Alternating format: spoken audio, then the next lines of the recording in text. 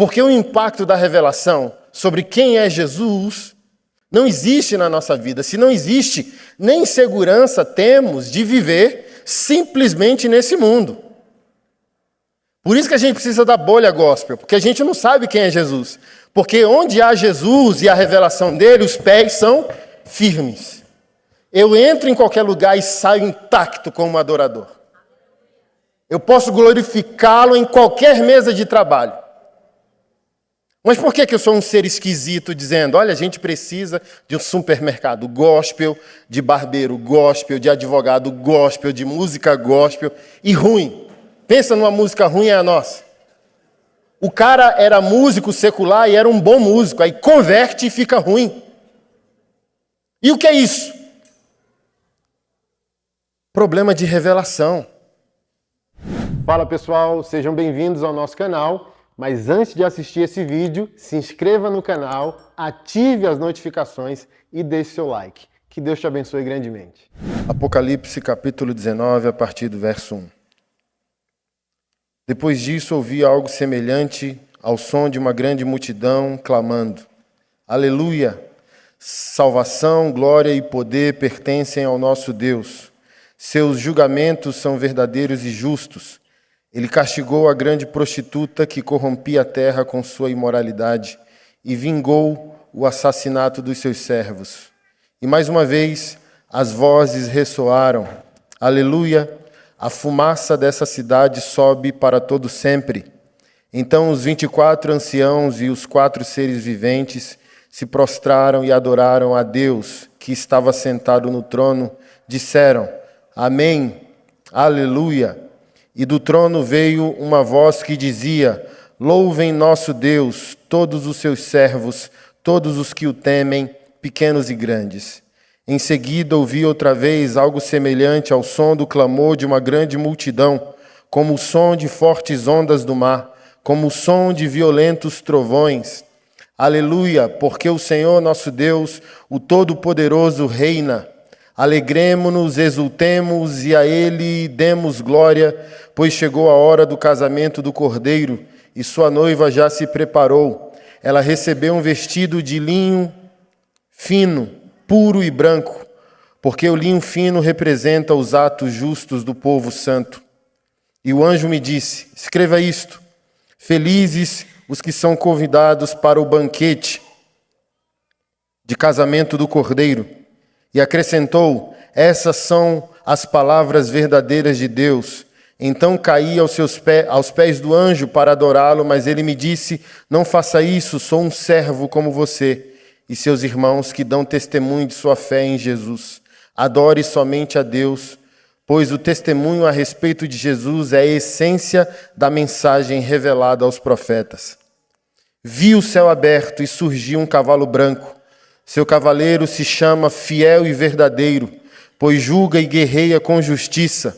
Seus olhos eram como chamas de fogo, e sua cabeça havia muitas coroas. Nele estava escrito um nome que ninguém conhece, a não ser ele mesmo. Vestia um manto encharcado de sangue, e seu nome era a Palavra de Deus.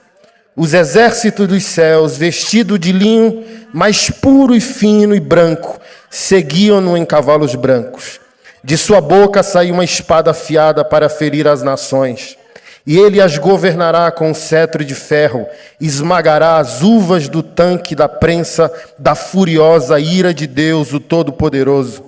Em seu manto, na altura da coxa, estava escrito o nome: Rei dos Reis e Senhor dos Senhores.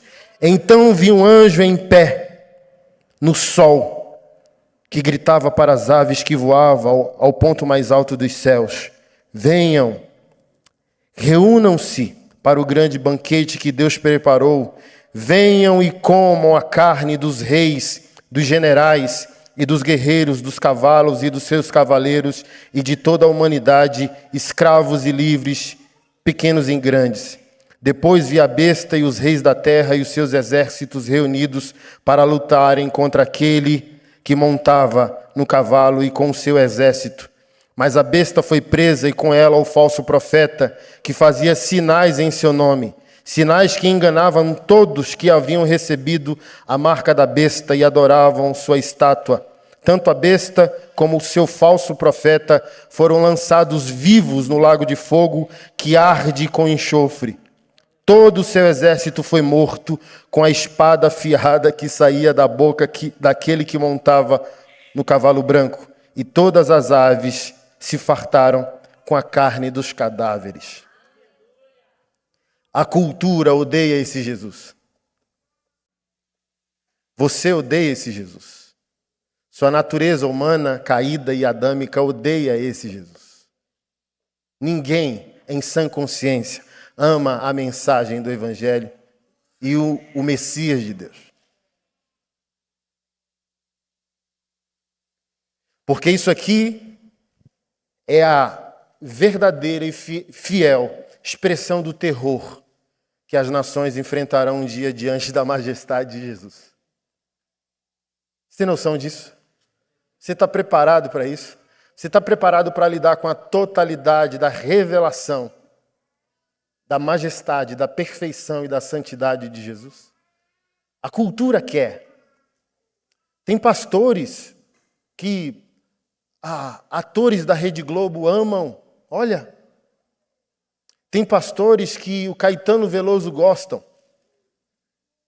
que é o fragmento de Jesus apenas em sua humanidade. Coisa que nós adoramos falar. O Deus do amor, o Deus da compaixão, o Deus inofensivo.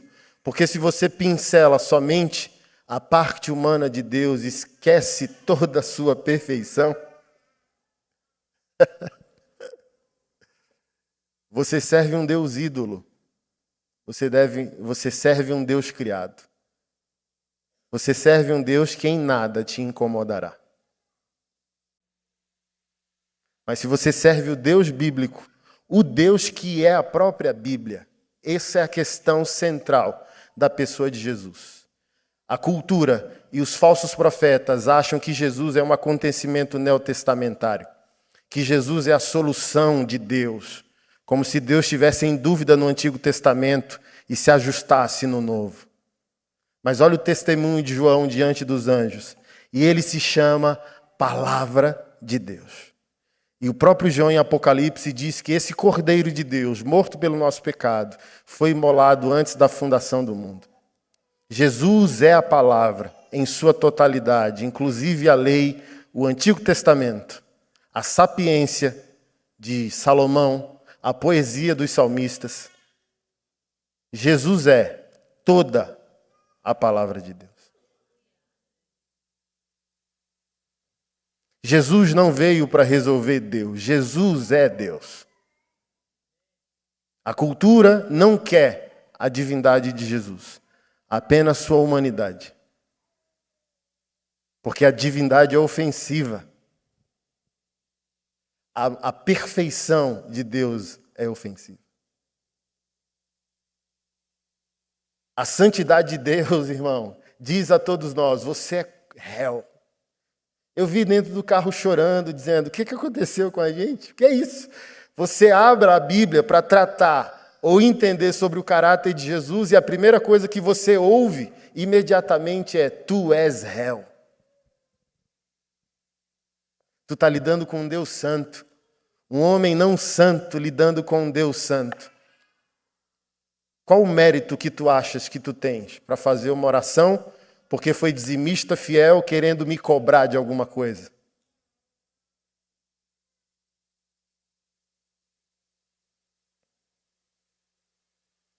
Olha esse Cristo que a cultura diz que é amor, é esse que totalmente é a palavra de Deus a devorar pelo poder de sua própria palavra seus inimigos. E diz, ele pisará as uvas no lagar da furiosa ira de Deus contra o pecado e os pecadores. Porque não há divórcio daquilo que se faz, daquele que se pratica.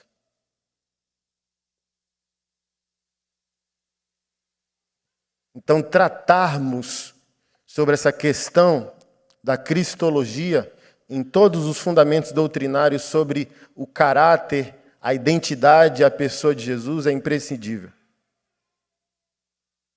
Porque nós estamos hoje, infelizmente, lidando com uma igreja pós-moderna que não está sendo ofendida. Ela está sendo poupada. A mensagem ela é terapêutica para adequar os nossos pecados. A igreja é inclusiva. A igreja existe hoje para não incomodar pecadores. Seja bem-vindo às plaquetas hoje da nossa igreja. Você está em casa. Não, você não está em casa.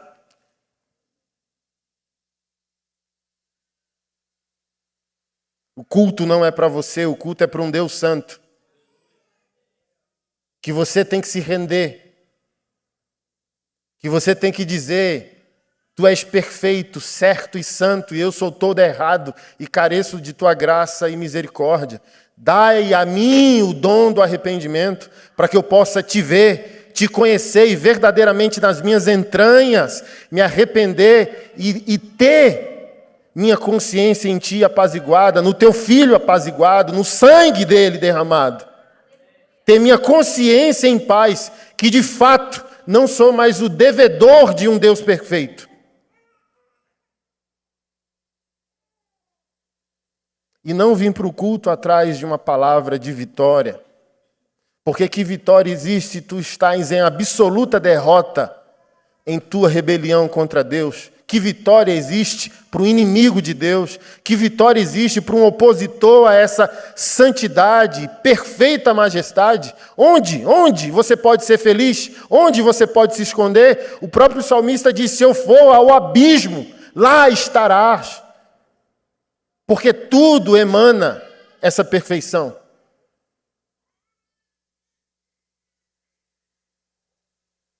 E ele se chama Palavra de Deus. Sabe os 10 mandamentos? É o verbo de Deus. É o logos ou o logos de Deus. É Cristo. Mas a gente foca apenas sua aparição neotestamentária.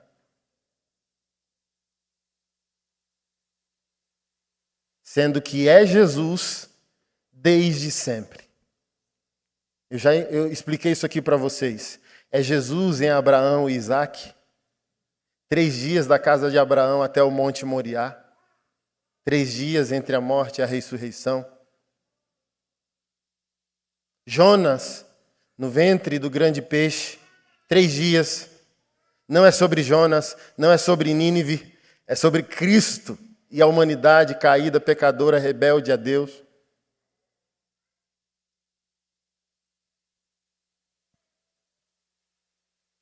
A própria indignação de Davi com Golias não é sobre um pequeno homem derrubando um grande homem.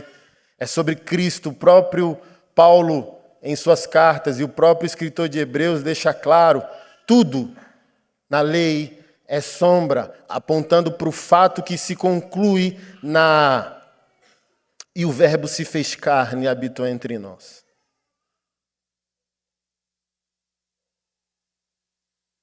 Mas tudo que aconteceu lá, apontando para cá, é Jesus. Tudo é sobre ele.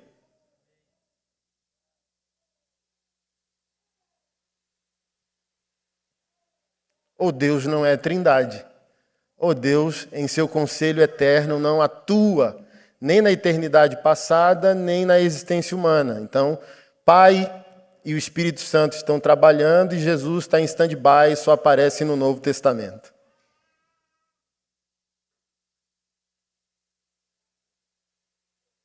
Ou você não lembra que o decreto de Gênesis 1 é plural? Façamos o homem a nossa imagem. A nossa imagem. Deus não está no singular na criação.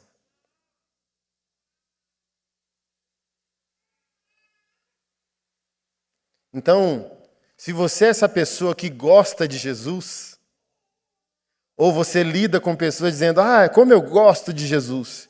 O que você conhece de Jesus para gostar dele? Porque se você soubesse quem Jesus é, desespero era a menor de suas atitudes.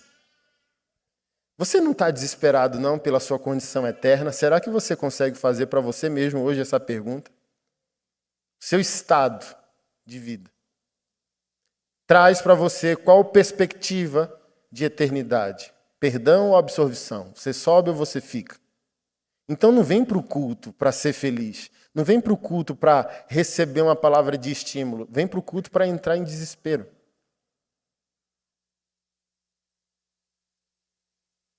Uma das mensagens mais poderosas da história do cristianismo se chama Pecadores nas Mãos de um Deus Irado, de Jonathan Edwards. Falou que pessoas desmaiavam nessa série de pregação. Pessoas queriam quebrar as pernas das cadeiras ou dos bancos. De tamanho desespero quando se prega o evangelho com honestidade, com clareza, mostrando que somos totalmente pecadores e Ele é totalmente salvador, perfeito, santo, misericordioso, interessado em nossa salvação. Então não banalize essa relação, não banalize esse favor sem mérito.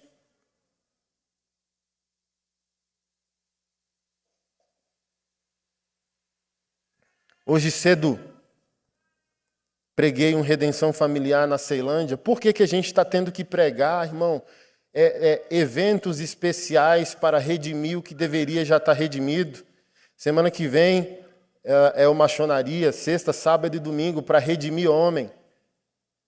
E graças a Deus pelas programações da igreja, mas deveria ser para aperfeiçoamento e não para convencimento. A gente está fazendo programações na igreja para convencer homem do seu papel central e sacrificial. A gente está fazendo evento para redimir famílias cristãs. Não são famílias incrédulas, nem famílias pagãs. A gente está fazendo evento para redimir família de crente. E por que a gente está crente e está cheio de problemas? Porque a gente não está tendo o impacto da revelação sobre o caráter de Jesus. Porque não é sobre nós, é sobre Ele.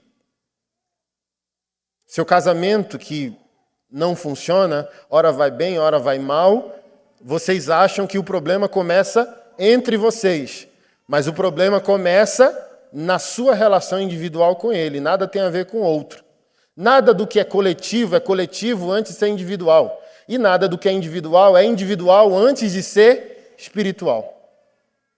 Eu gosto muito da tríade criacional de Gênesis 1:26, Gênesis 2:7 e Gênesis 5:1. Gênesis 1:26 está escrito: façamos o homem à nossa imagem conforme nossa semelhança. Gênesis 2:7 está escrito: e Deus formou do pó da terra o homem, soprou em suas narinas o fôlego de vida. Gênesis 5:1 está escrito: e Deus os fez homem e mulher, e os chamou de homem. Ou, em algumas versões, Adão. Tanto Adão quanto o homem, na sua versão, vão estar em maiúsculo. Isso para mim é interessante, porque como eu raciocino isso? Existe, de alguma maneira, 3 perspectivas de avaliação da existência humana: a espiritual, a individual e a coletiva. Primeiro, eu fui criado como um ser espiritual. Eu existo para Deus, eu existo para adorá-lo, temê-lo e servi-lo. Secundariamente, eu existo para mim mesmo. Por isso que o segundo mandamento da lei é amar ao próximo como a si. Mas o primeiro é amar a Deus sobre todas as coisas. Então, em Gênesis 1:26, eu cumpro o primeiro mandamento da lei. Em Gênesis 2:7, eu cumpro o segundo mandamento. Para cumprir o terceiro que não está escrito, que é o outro, depois que eu tive uma experiência com Deus e consigo ter clareza sobre mim. Mas está todo mundo querendo se resolver em Gênesis 5:1, o nós.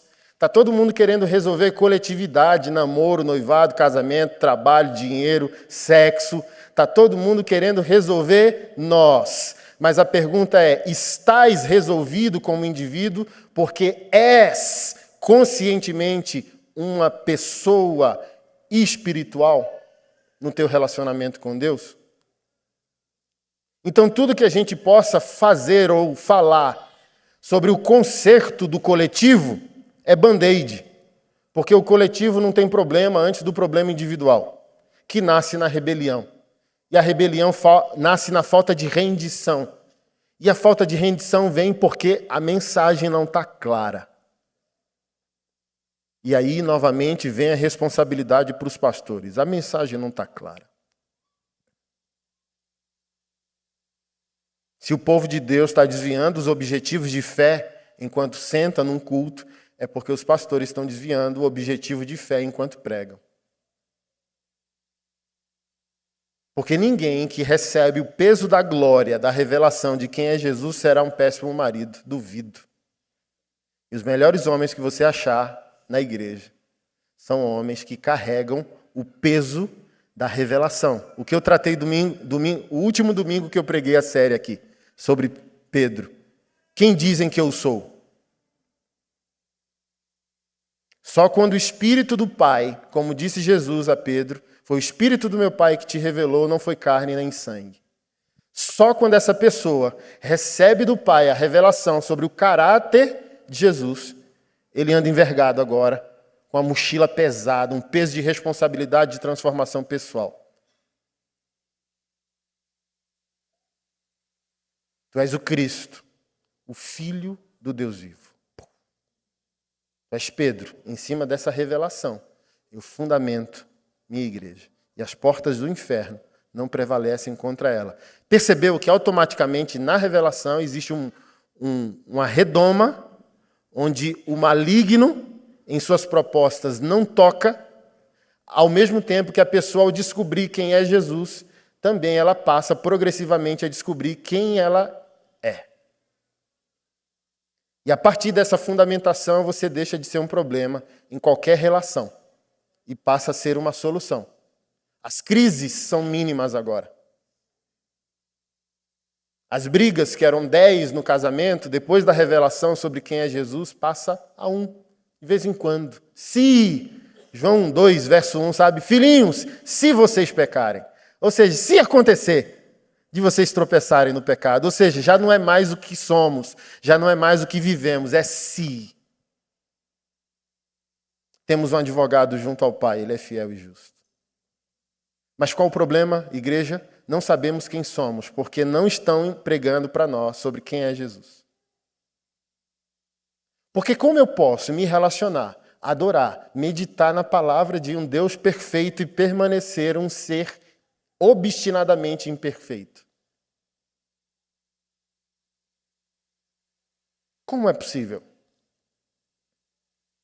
Me expor a uma palavra que é perfeita, que é santa, que ela mesmo diz que é o poder de Deus para a salvação de todo aquele que crê, e eu permanecer a mesma pessoa. Como é possível?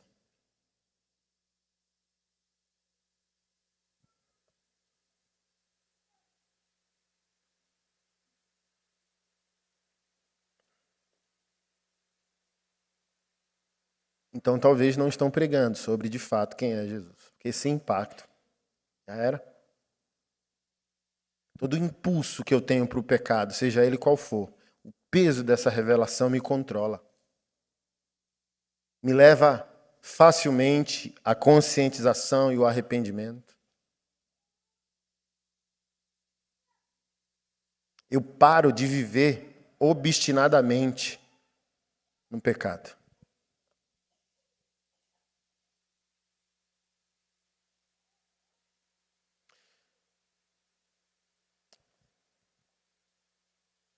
Jesus, o Verbo de Deus. Pode passar para o segundo slide, por gentileza.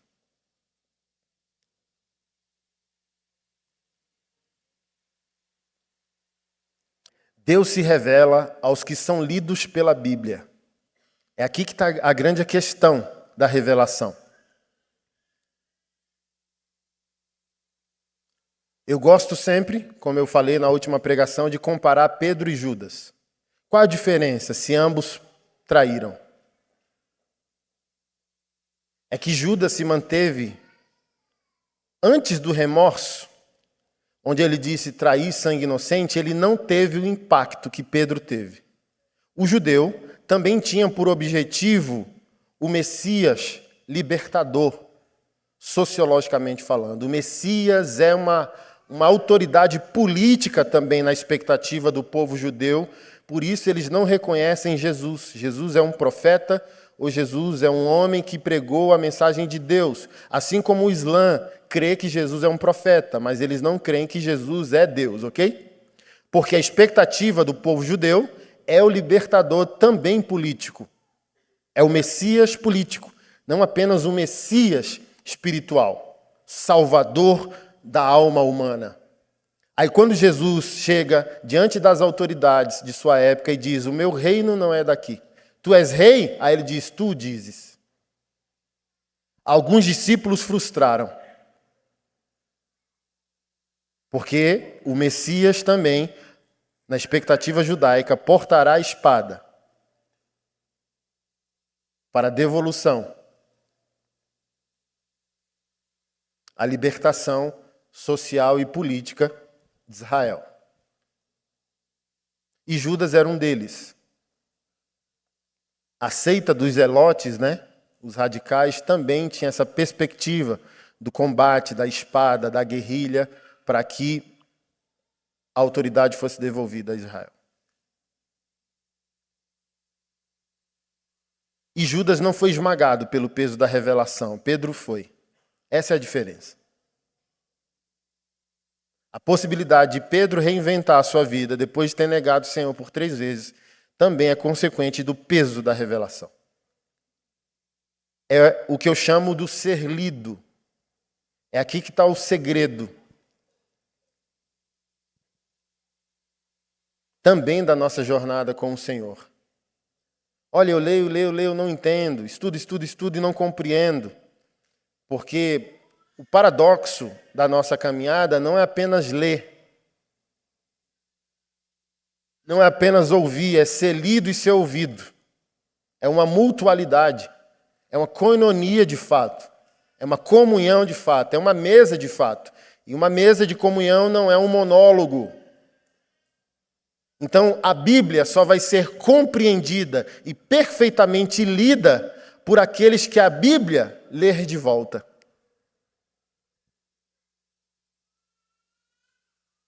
Porque se você não permite, ao ler a Bíblia, ser questionado, convocado, enfrentado por ela, você nunca vulnerabiliza, aspas, a intenção do Senhor para a sua salvação.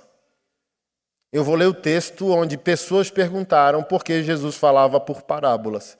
E Jesus, de maneira enigmática, disse: para vocês não se converterem.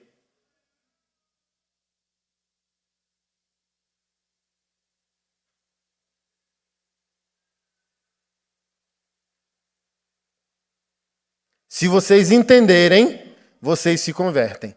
E eu não quero que vocês se convertam. O que eu posso entender com essa passagem enigmática de Jesus?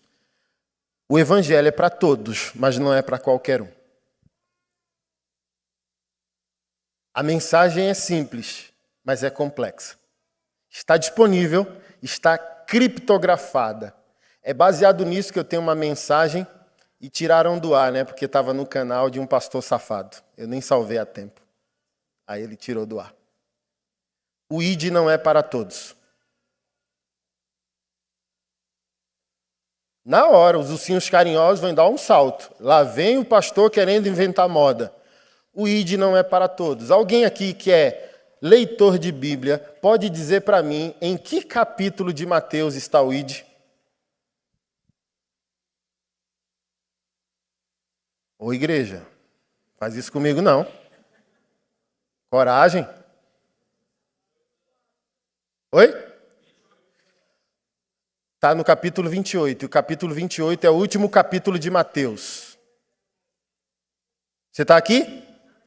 Se o ID fosse para todos, estava em Mateus 1, Mateus 5, Mateus 10, 20 ou 15. Mas ele está no último capítulo, ou seja, ele é a conclusão de uma jornada. É para discípulos. É o fechamento do treinamento. Não é para interessados, não é para evangélicos, não é para frequentador de cultos. É para discípulos. Porque, olha só, a tarefa do id não é o falar, nem o ir. Existe uma tarefa depois da tarefa. Existe o fazer algo depois de fazer alguma coisa.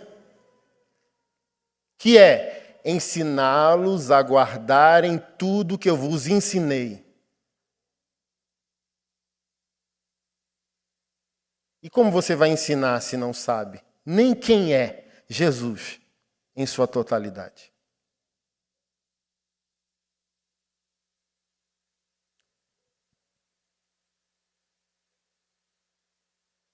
Porque a testemunhar,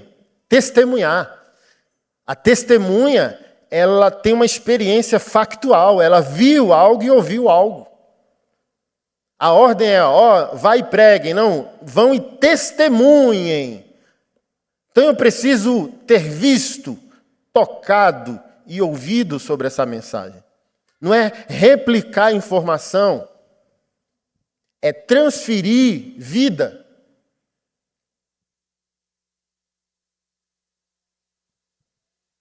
Deus se revela aos que são lidos pela Bíblia. Infelizmente, ou estamos ainda no início da jornada, por isso não estamos compreendendo a leitura bíblica, ou Deus trancou o segredo. Por isso você tem que entrar em desespero. Assim, a gente já começa o problema da igreja moderna que o crente não tem Bíblia. Aqui já começa o problema. Por quê? Você se habituou a vir para a igreja e os pastores estavam fazendo performance para você, showzinho para você e cita, de vez em quando, a Bíblia. Mas o pregador não começa na Bíblia. Aí você fala, vou nem levar mais pesada a minha, pô. O pastor está nem abrindo a Bíblia, mas está top, hein, pastor? Na próxima lá fala mais de dinheiro, porque estou querendo ganhar mais dinheiro, comprar um carro, trocar de casa. O problema já começa que você não tem uma Bíblia. Para aí já começa o desespero. Maior desespero você deveria ter, e eu dei o exemplo hoje mais cedo de Caim. Se Deus rejeita a tua oferta, ou tu percebe que não é fluida a relação, entre em desespero. Vai importunar Deus, igual a passagem do juiz iníquo. Perturba Deus até você percebê-lo, até você tocá-lo, até você perceber que o ama e ele te ama, que está tudo em paz nessa relação, que se você morrer hoje, você morre bem, que se ele voltar amanhã, esse retorno não é desesperador. Faça alguma coisa.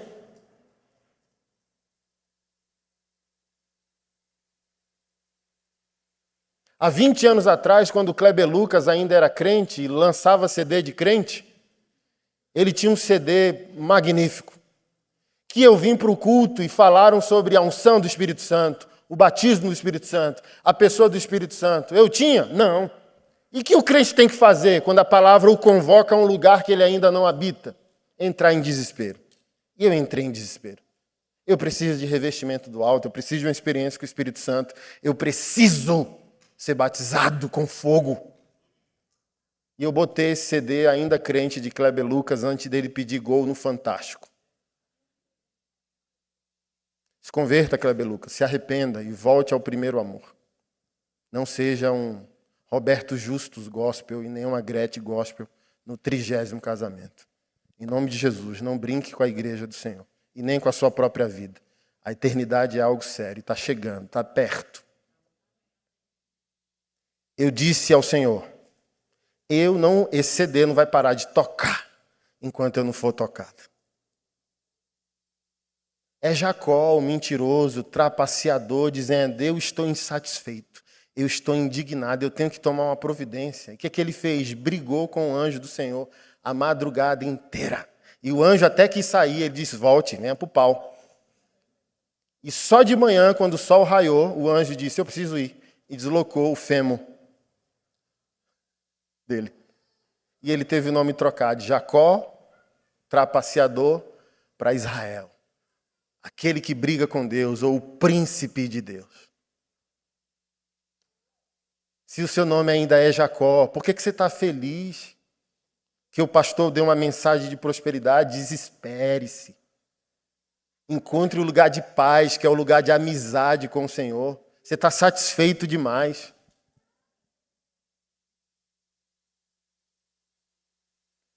Porque é aquilo que eu sempre digo, Deus só vai te dar o que você está interessado em receber.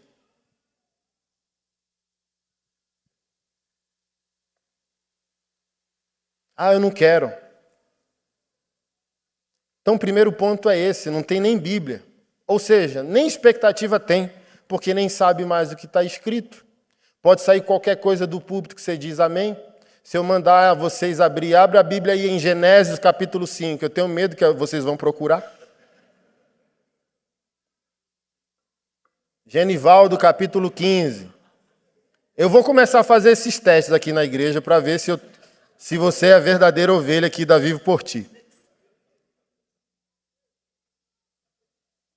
Teve um pastor que fez esse teste, e o povo foi atrás. Malacov, capítulo 2. E o povo, ó, pastor, eu não estou achando, porque não tem, bexiguento. Tu não sabe, não, quais são os 66 livros da tua Bíblia? 6.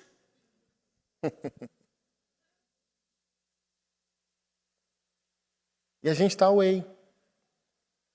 Mas esse aqui é o poder, ler e ser lido. Ler na primeira pessoa. Porque às vezes até lemos na terceira. Nossa, como eu lembrei aqui, hein, da minha esposa. Se ela estivesse nesse culto aqui, misericórdia. E não deixa a espada cortar primeiro você. Não que não se aplica a ela, mas se aplica primeiro a você. Jesus é o personagem mais controvertido da história. Isso ocorre porque ele é o verdadeiro Deus e, ao mesmo tempo, o verdadeiro homem. Assim, a correta identidade dele só pode ser reconhecida por revelação. E a única fonte autorizada a essa revelação é a Bíblia.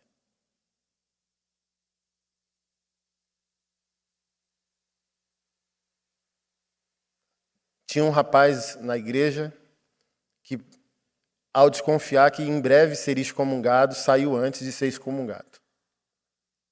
Deus falou comigo. Falei, onde? Onde? Aí ele falou, não, meu relacionamento com Deus é além da Bíblia. Rapaz. Porque assim, ó, são 21 séculos de igreja. Que autoridade individual, pessoal eu tenho para dizer que Deus se revela a mim extra-Bíblia? Porque, por exemplo, eu não digo que Deus não faz revelações pessoais, não é isso que eu estou dizendo. Mas só há interesse de Deus de se revelar individualmente se os 66 livros são honrados. Ou seja, até essa revelação, ela é objeto de crivo dos 66 livros. Deus não fala nada que já não tenha dito. Não há revelação fresca, não há revelação nova. Pode haver uma revelação pessoal, sabe? Uma profecia pontual sobre questões de sua vida. Mas tome cuidado, porque profecia virou show. Deus não fala com quem não valoriza o que já foi dito. Essa é a questão. Fora isso, espírito de loucura, espírito de engano, espírito de demônio. Há sinais do engano. O apóstolo Paulo foi claro.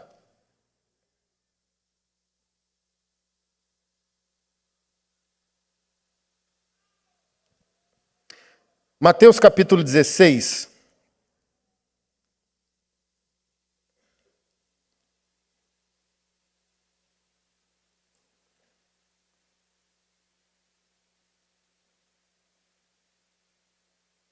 É aquela passagem que eu tratei com vocês na primeira pregação da série Cristologia. Mateus 16, 13. Quando Jesus chegou à região da Cesareia de Filipe, perguntou aos seus discípulos: quem as pessoas dizem ser o Filho do Homem? Alguns dizem que o Senhor é João Batista, outros dizem que o Senhor é Elias, outros dizem que o Senhor é Jeremias ou um dos profetas. E vocês, perguntou ele, quem dizem que eu sou? Simão Pedro respondeu, o Senhor é o Cristo, o Filho do Deus vivo. Jesus disse, que grande privilégio você teve, Simão, filho de João. Foi meu Pai no céu que lhe revelou isso. Nenhum ser humano saberia por si só. Nenhum ser humano saberia por si só. Nenhum ser humano saberá quem é Jesus por si só. Por isso você tem que entrar em desespero por aquilo que não é e não tem, bater na porta do Senhor, incomodá-lo até ele se revelar, incomodá-lo até ele falar, incomodá-lo até ele fazer. Mas a gente está satisfeito.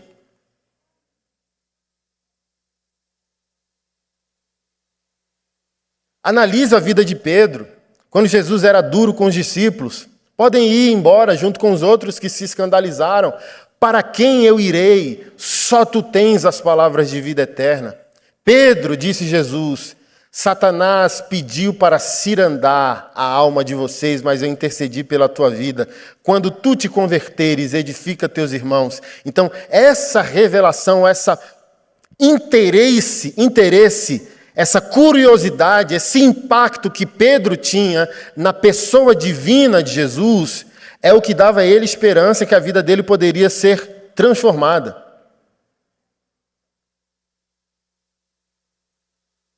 Porque quem não deseja essa revelação está satisfeito com o que é, está satisfeito com o que está vivendo. Vou para a igreja. E a fé não é uma questão, sei lá, de perplexidade, como eu ensino. As pessoas me perguntam coisas tão básicas que eu olho assim dizendo, como é possível as pessoas não alcançarem, não entenderem um nível tão raso, às vezes, de raciocínio? Pastor, pode ser pastor e político? Pode ser crente e qualquer outro. Em que matrix vocês vivem? Pastor, pode ir no show ali do Paulinho Mosca. Pastor, pode ir no teatro. Pastor, pode ir no festival de cultura japonesa. Obrigado, irmão. Cadê o irmão que me deu ontem os ingressos? Fui com a Cremosa ontem. Obrigado, lindão. Fui com a Cremosa, comemos. E ela comeu lá um trem de porco e dizia, acabou. Foi lá comer outro, acabou. E eu tenho que terminar o culto na hora que ela mandou eu terminar, porque a gente precisa ir lá comer o trem de novo. Pastor, mas a cultura japonesa não é do samurai, do não sei o... Tudo é nosso, porque tudo só existe por decreto do nosso Deus. Não, a gente vive no mundo da lua. Porque o impacto da revelação sobre quem é Jesus não existe na nossa vida. Se não existe, nem segurança temos de viver simplesmente nesse mundo. Por isso que a gente precisa da bolha gospel, porque a gente não sabe quem é Jesus. Porque onde há Jesus e a revelação dele, os pés são firmes. Eu entro em qualquer lugar e saio intacto como adorador. Eu posso glorificá-lo em qualquer mesa de trabalho. Mas por que eu sou um ser esquisito dizendo, olha, a gente precisa de um supermercado gospel, de barbeiro gospel, de advogado gospel, de música gospel e ruim? Pensa numa música ruim, é a nossa. O cara era músico secular e era um bom músico, aí converte e fica ruim. E o que é isso? Problema de revelação. A gente vai chegar lá.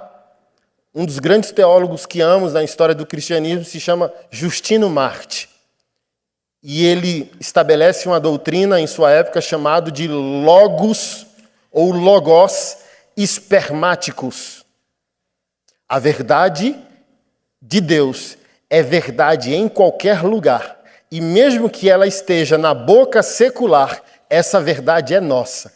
Na filosofia, no direito, na arte, onde uma verdade estiver, essa verdade pertence ao Logos de Deus. Essa verdade pertence e é Jesus. Portanto, ela é do povo de Deus. O que há de bom em uma cultura não cristã é cristã e pertence ao povo de Deus porque está conectado ao Logos. Mesmo que seja um logos parcial, como vocês vão descobrir, daqui a pouco o que é um logos total, que é Cristo, e um logos parcial, que na teologia a gente também chama de graça comum, que é diferente da graça especial. Graça especial é o chamado para salvação e arrependimento, e graça comum é você fluir num atributo transferível de Deus ou numa característica do caráter de Jesus ou do reino de Deus e não ser salvo. Por exemplo, a beleza de sua arte, mesmo você sendo incrédulo, é Deus. O estilo de vida que você tem não é Deus, mas a beleza do que você faz é Deus. Como eu sempre explico para vocês, o ateu que ama a sua família, ele só pode amar porque o logos parcial está lá. Cristo está lá na pouca capacidade que ele tem de amar sua família, mesmo não sendo salvo. Por isso que o nosso problema é conhecimento, nosso problema não é o mundo, nosso problema não é, olha, sei lá, os crentes no meu Instagram, e os São João. Aí eu falei, tem canjica? Meu Deus, que povo estranho. Não tem como santificar o carnaval, porque significa festa da carne. Aí não tem santo que santifique. Sabe? Mas outras questões da cultura que não são diretamente idólatras pagãs, que alguém levantou um altar, derramou sangue, ó, Deus pagão. A gente diz, é nosso porque o alimento é tudo nosso. Paulo disse o quê? O ídolo em si mesmo não é, mas a gente gosta. Deixa eu abrir esse parênteses, a gente gosta. Quem aqui é do tempo da Zump? A marca Zump de calça. Aí tinha, na época que a gente converteu, tinha congressos de batalha espiritual, que o raio da Zump era o raio do Satanás no inferno. Amigo, você não tem noção. Eu estava ainda aí vendendo o café para comprar o almoço. Sabe? E meu irmão tinha uma calça Zump, que assim, ó, 3 salários mínimos acumulados, sabe? E comprou a calça Zump. Eu olhava assim, dizendo, essa bexiga não vai acabar. Não acabava, irmão. A calça durou mais de 10 anos, sem desbotar. Aí o crente vem dizendo, olha o Satanás na calça. Eu falei, calça boa da molesta. Hoje, assim, ó, mas eu fui. Assim, ó, sabe? Quando a gente está criança, a gente crê, eu fui. Aí lá, assim, ó, a Zump, Hellmann's, a maionese, é Homens do Inferno, ao contrário. Aí tem aqui o disco da Xuxa e do Engenheiros do Havaí, roda ao contrário. Aí, ó, da Xuxa, parece que tem uma voz do diabo lá, né? Aí do Engenheiros do Havaí você virava o contrário, aí os caras gravaram, porque estava na moda na época, e os caras tiraram onda com o crente. Aí quando você virava o disco do Engenheiros do Havaí, estava escrito, o que você veio procurar aqui?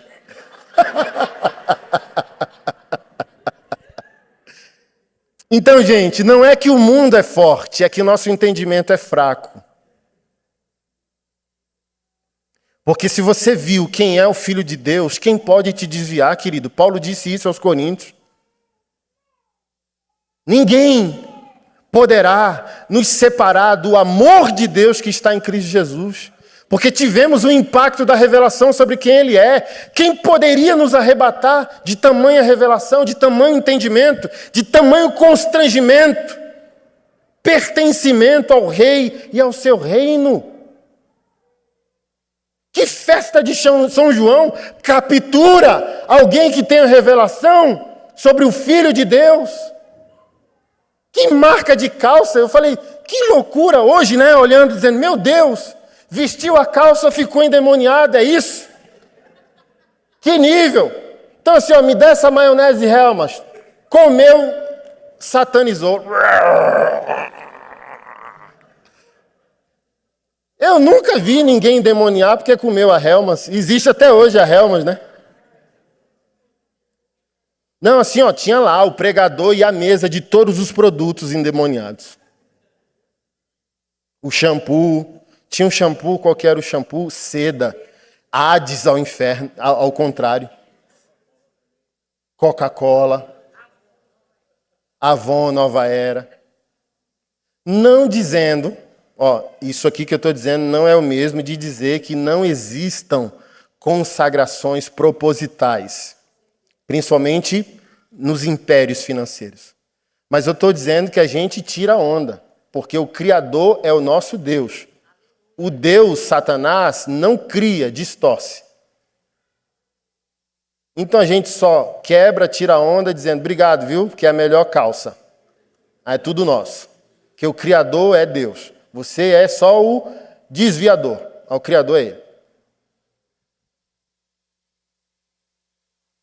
E se a Zump fosse do Satanás, por que não tem um crente inteligente para fazer o calça giraia? Calça nébias, calça xerecanta lamanaias. Crie sua marca. Crie sua marca e faça a melhor calça. Agora não venha com onda dizendo que a melhor calça está endemoniada porque o cara consagrou. Porque eu vou lá, tiro onda, quebro a autoridade dele, de Satanás, e digo, olha, sabe, tu consagrou a Satanás, mas a inteligência que tu criou pertence ao meu Deus, portanto é minha. A sua propriedade intelectual é benefício nosso. Falou, tchau. Se eu discordo, crie a calça xerecanta lamanaias, com raio voltando para o céu. Resolvido. Se Helmas é homem do inferno, cria uma maionese tão gostosa quanto o homem do céu. E a gente vai comprar. Mas o problema é que crente é um bicho ruim. Critica e não produz. E a gente quer um mundo melhor, um país melhor, que a gente não participa em criar, movimentar, amadurecer. Só um parêntese, tá? Ainda no Evangelho de Mateus, capítulo 13, verso 10, está escrito o seguinte. Os discípulos vieram e lhe perguntaram, por que o Senhor usa parábolas quando fala ao povo? Ele respondeu, a vocês é permitido entender os segredos do reino dos céus. Vocês quem, gente? Alguém já recebeu o rema aí? Discípulos. Discípulo é aluno. E assim, deixa eu abrir esse parênteses para você entender o contexto aqui do discípulo. Jesus era considerado mestre, ou seja, rabi. O líder da educação judaica. Você está aqui? E o sonho de toda a família judaica é que o seu filho fizesse parte do jugo de um rabino. Do fardo de um rabino. Quando Jesus disse, aprendei de mim, Mateus 11, 28 e 29, que sou manso e humilde de coração, meu fardo é suave e meu jugo é leve. Fardo e jugo são a figura de linguagem para falar sobre a interpretação do rabino sobre Deus e a lei. Aí Jesus está dizendo que a minha interpretação é leve, suave. Porque eles colocam pesos que nem eles carregam. Venham a mim. Porque eu tinha um problema com Jesus passando, e Jesus foi passando, e Pedro estava pescando, e o Senhor disse, siga-me. E eu falo, não é possível. A dificuldade que eu tenho do povo dizimar, Jesus passa e bora. Será que foi assim? O cara está pescando, Jesus vai passando e diz, siga-me. E o cara... Eu falei, não teve nem um açaí, um café, uma padaria, assim, deixa eu explicar o meu plano de redenção mundial, para ver se você concorda. Eu vou conversar aqui com meu pai. Assim mesmo? Siga-me. Sim. Por quê? Se Pedro, adulto, estava pescando, Pedro foi rejeitado por um rabino. Por quê? A criança judia, ela dos 5 até os 8 ou 9, ela precisa ter decorado na ponta da língua o Pentateuco, a Torá, os 5 primeiros livros da Bíblia. Aos 8 ou aos 9 anos, o rabino vai fazer a peneira educacional para ver quem vai com ele e ver quem volta para casa para aprender o ofício do pai. E aos 13 anos, esse menino judeu está emancipado como homem por meio do bar mitzvah, que reconhece sua maturidade moral, social e teológica. Então, se Pedro já era adulto e era pescador, ninguém o matriculou. E o sonho do judeu é fazer parte do jugo de um rabino. Venha. E ele, meu Deus, meu sonho de criança foi restaurado. Eu vou seguir um mestre, eu vou seguir um rabino. Me siga, venha após mim. Então, discípulo não pega a tese do G12 de discipulado, sabe? Cartilhazinha, é estilo de vida. Uma das gírias judaicas é que a poeira do rabino cobria seus talmides, que é a palavra para discípulo. O aluno estava tão grudado nos hábitos, na teologia, no estilo de vida, na ação e reação do mestre de perto, que a gíria era que a poeira do mestre cobria o aluno. Por isso essa jornada de Jesus com os discípulos. Não foi ele que inventou isso. Já era assim entre os judeus. Você acorda e vai passar o dia inteiro com seu rabino, pegando toda a sua interpretação da lei de Deus por meio do seu ensino, mas também do seu estilo de vida. Então, ser discípulo não é só fazer uma cartilha de discipulado, método 1, método 2, método 3. Ser discípulo de Cristo, de fato, é ser aluno em sua escola, sofrimento. Eu acho que eu não falei isso aqui na Vivo, mas eu vou falar para você entender. Isso é tão relevante, tão importante, que Atos 1:8, onde está escrito o convite evangelístico às nações, está lá. E vocês receberão poder ao descerem sobre vós o Espírito Santo de Deus, e vocês serão minhas testemunhas em Jerusalém, Judeia, Samaria, confins da terra. A palavra, o nosso português, ele é muito pobre, infelizmente. Comparado a línguas como o hebraico, no Antigo Testamento, o grego no Novo, nosso português é, meu Deus, amor. Dou sempre esse exemplo. No grego você vai ter 4 palavras que vão ser aplicadas dependendo do contexto. O amor familiar, o amor do amigo ou do colega, o amor sexual, o amor que se atribui a Deus, que é o ágape. O nosso é eu amo minha esposa, macarrão, meu cachorro e açaí.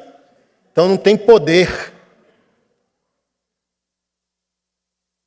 Aí a palavra testemunha, de Atos 1:8, é a palavra grega martus, que é a nossa palavra portuguesa mártire. Então o Senhor não disse, olha, você vai receber o Espírito para ir evangelizar, para ir declarar na conferência, olha, avivamento, vamos lá. Para falar de Jesus na padaria. Não. E vocês receberão poder para morrer em Jerusalém, Judéia, Samaria e confins. Só morre quem é discípulo.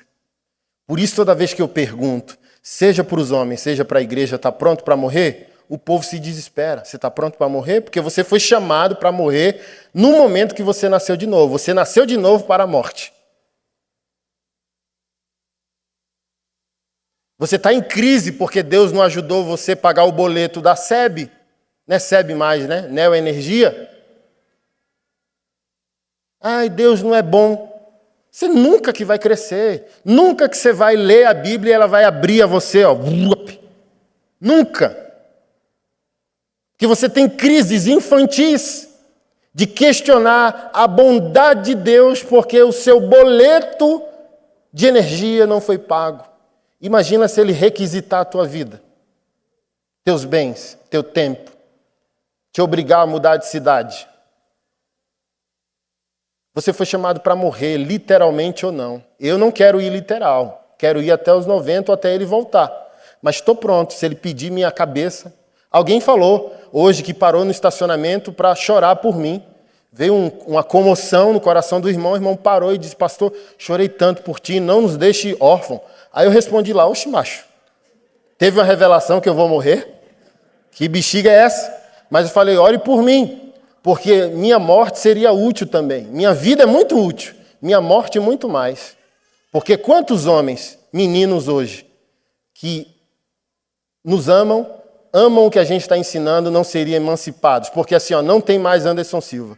Ou eu levanto, ou eu morro, e a igreja também perece. Você seria obrigado a levantar. Mas eu falei para ele assim, ore aí, porque eu não sei o que o Espírito Santo te disse, eu não quero morrer não. Mas assim, os irmãos se escandalizam com a morte, porque não está no roteiro gospel a morte. Está tão gourmet que é um negócio muito violento. Mas essa foi a ordem, vocês serão revestidos para a morte. Por isso a história do cristianismo prova, por favor, eu acho que aos domingos, quando eu pregar aqui Cristologia, eu vou trazer referências bibliográficas. Eu já ordenei a você, a cada pastor vivo que você gosta, leia 3 pastores mortos, no mínimo, e agora a igreja aqui vai ser instigada a ler biografia. Você vê que você não é crente. Cada leitura bibliográfica, vocês vão dizer, eu não sou crente.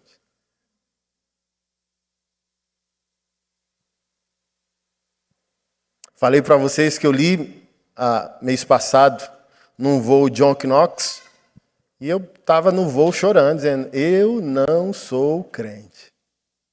Meu Deus. Diz o biógrafo que era um Davi da vida. Baixinho. Ninguém dava nada para ele fora do púlpito. Subia no púlpito. Parece que virava um exército. A rainha da Inglaterra da época se chamava Maria Sangrenta, ou Mary Blood. Mandou matar 280 pastores e teólogos protestantes, porque era uma católica radical. Disse ela, e também disse, em outras palavras, outras autoridades da época, nada tememos.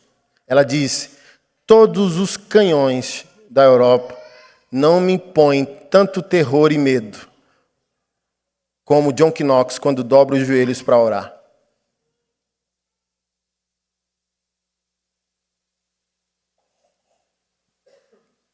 Continuando, verso 11 do capítulo 13, ele respondeu, a vocês é permitido entender os segredos do reino dos céus, aos discípulos, mas a outros não, pois ao que tem, mais lhe será dado, e terá em grande quantia, mas quem não tem, até o que tem lhe será tirado. É por isso que uso parábolas. Eles olham, mas não veem, escutam, mas não ouvem, nem entendem.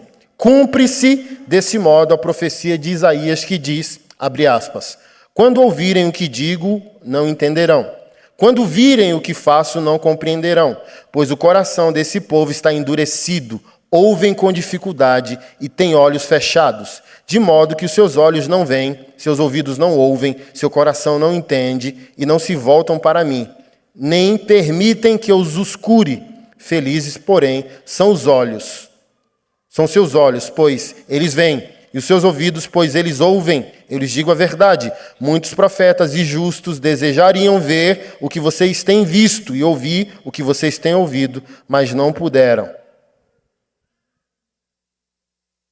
Essa mesma passagem se replica em alguns outros livros do Evangelho e Jesus usa o mesmo contexto em outras palavras para dizer.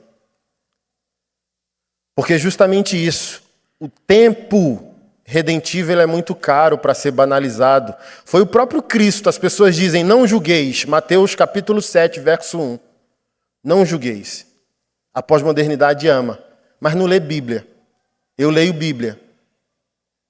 E deixo ela me cortar primeiro. Mas se você continuar, verso 2, verso 3, verso 4, verso 5, chegar no 6, ele diz, não lanceis vossas pérolas aos cães e aos porcos. Não seria útil, porque eles voltariam e vos devorariam. Ou seja, não perca tempo. É por isso que eu sempre falo, eu não tenho ouvido onde a Bíblia não tem voz. Não fale com quem não quer ouvir. Não perca tempo. É mais ou menos isso que o Senhor está dizendo. Se a Bíblia não te lê, tu não entra no reino. Se tu não entra no reino, eu não vou perder tempo. É pérolas aos porcos. E porco não come pérola. Então, por que eu vou pegar algo tão precioso e entregar a pessoas que não estão com disposição de ouvir, de receber? Principalmente nós, evangélicos, que tempo terrível, que temos que evangelizar os irmãos, evangelizar evangélicos. Olha que tempo. Pode passar o slide, por gentileza?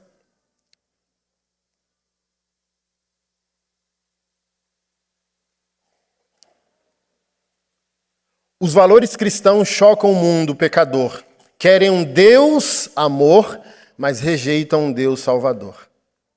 E você percebeu que eu coloquei Deus amor em minúsculo, porque quero fazer uso da paráfrase de C.S. Lewis, escritor de Crônicas de Nárnia, num livro que eu recomendo vocês comprarem, que se chama Os Quatro Amores. Onde ele vai falar do Eros, do Ágape, do Filéu e de todos os outros amores definidos pelo grego. E disse C.S. Lewis, numa inspiração profética, porque isso aqui que é magnífico. Onde há a revelação do Filho de Deus, há um assalto intelectual. C.S. Lewis ele era anglicano, então ele não era um reformado direto, ele não era um pentecostal, ele não era um neopentecostal, ele não era um aleluiado, ele não era do manto, ele não era do poder. Ele era racional. Sua ocupação era intelectual. Em uma biografia dele, chamado O Mais Relutante dos Convertidos, é tão magnífico que ele não se converteu pela experiência mística. Ele não se converteu pelo impacto espiritual. Está relatado que ele teve uma grande amizade, foi grande amigo de Chesterton, o escritor do Senhor dos Anéis, e os dois introduziram o evangelho na cultura por meio desses romances que estão disponíveis a nós. Inclusive, ore por mim, quarta-feira eu vou viajar para São Paulo para falar sobre eles num documentário do Brasil Paralelo. Me convidaram para falar sobre Lewis, Tolkien e Chesterton.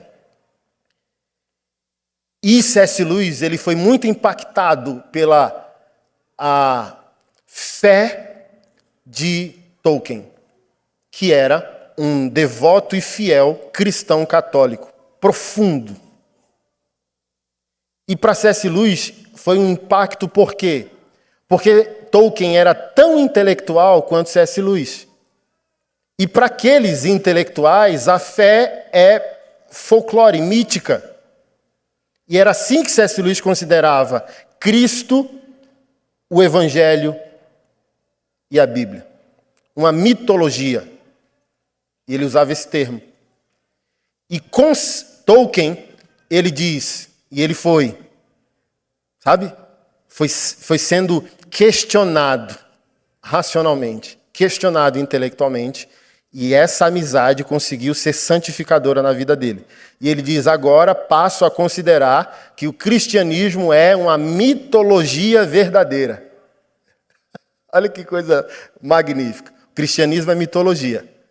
Baseado na experiência intelectual, ainda é mitologia, mas é mitologia verdadeira. Faz sentido, é factual. Me ajudaram a ver socialmente o impacto que o evangelho causa.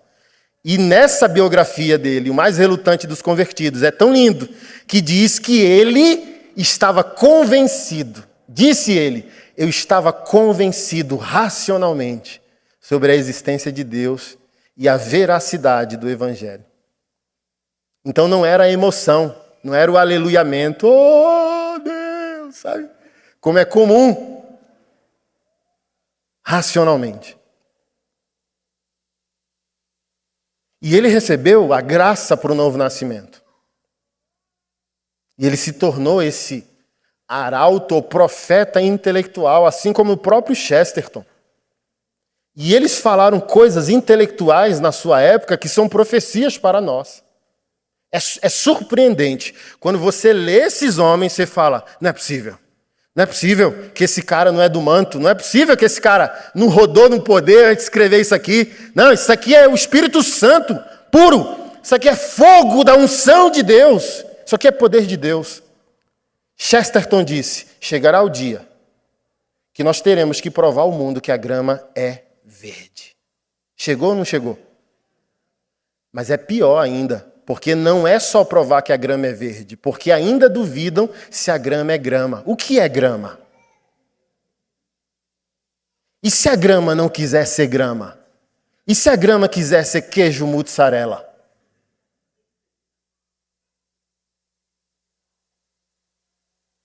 C.S. Lewis, naquele romance Cartas do Diabo ao Seu Pequeno Aprendiz. Que livro profético.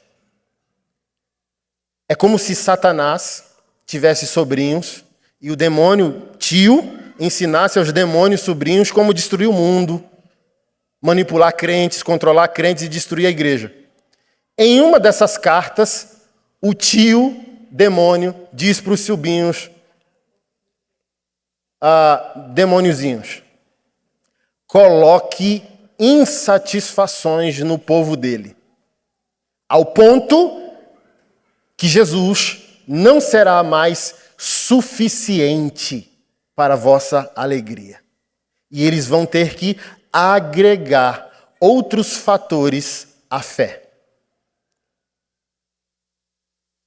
Eu sou cristão e vegetariano, porque ser cristão não basta. Eu sou cristão e ecologista. Eu sou cristão e marxista. Chegou ou não chegou esse tempo?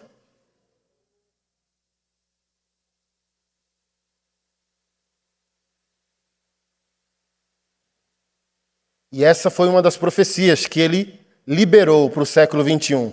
O amor se tornará um demônio na medida em que se tornar um Deus. Deus é amor, mas o amor não é Deus.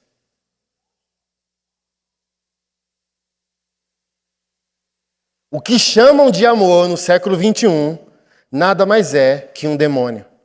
Porque é um amor não doutrinal.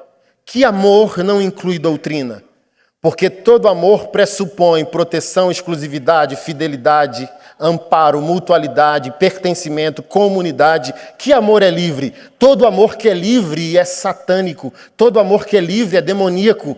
Porque todo amor real, ele possui cercas, fronteiras, limites, objetivos e doutrinas. Ou você cria o seu filho com sim, sim, sim.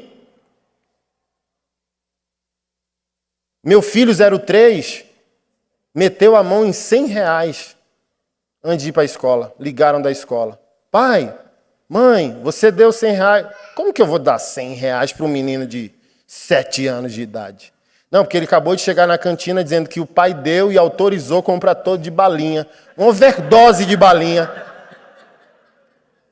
Pai, liga aqui, ó, seu filho está no hospital, teve uma overdose. De quê? De balinha.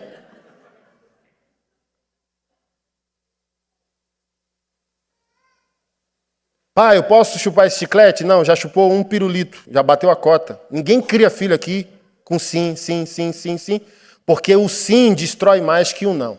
Porque a gente não está no Éden. E até no Éden, um casal pecou num ambiente de perfeição. E Satanás pecou no céu num ambiente de perfeição. Então, assim, ó, amor de sim é amor demônio. Amor real é 8 nãos e 2 sims. Aí a gente começou a equilibrar. Se o amor pressupõe 10 sims, nenhum não frustra a criança. E hoje é proibido a correção. E eu não estou falando de violência.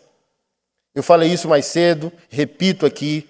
O pessoal mais novo pode ficar chocado, porque já faz parte de uma geração gourmet. A geração que é a geleia do mundo e não mais o sal do mundo. Os nossos filhos fazem parte, sabe? Eles querem ser a geleia do mundo, o pudinzinho do mundo, o caramelo do mundo. Spurgeon disse, ei, a Bíblia não diz que você é o caramelo do mundo. A Bíblia diz que você é o sal do mundo. Então você não é algo que o mundo quer engolir. Você é algo que o mundo quer cuspir. Mas quem está acima de 40, me responda com honestidade, se hoje você não é grato pelas havaianas teleguiadas de mamãe e vovó.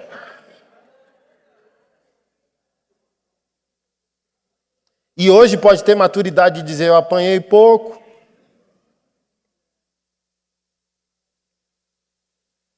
Porque a gente está nessa geração do Deus demônio. que é o Deus amor, como se o amor fosse o único atributo do caráter de Deus. E as pessoas têm esse problema, porque se eu fragmento Cristo e fico com sua humanidade, eu crio a narrativa da compaixão, da empatia, da generosidade e do amor. Agora, se eu trago a divindade de Cristo para a equação, eu gero o ai de mim, e não só o vinde a mim. Mas ninguém quer a divindade, porque é a divindade, em sua perfeita majestade e santidade, que gera em nós o terror, que gera em nós o ai de mim. Mas está todo mundo querendo só o quê? Vinde a mim. Porque o vinde a mim nivela a gente por baixo. O ai de mim nivela a gente por cima. Eu ainda sou de um tempo que crente peca, mas peca chorando, porque o padrão não é esse. O padrão é esse.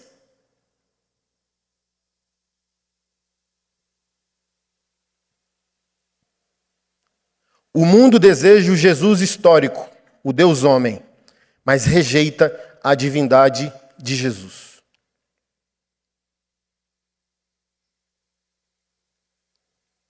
E a gente pode ver isso claro no Evangelho de João, se você puder abrir, capítulo 1.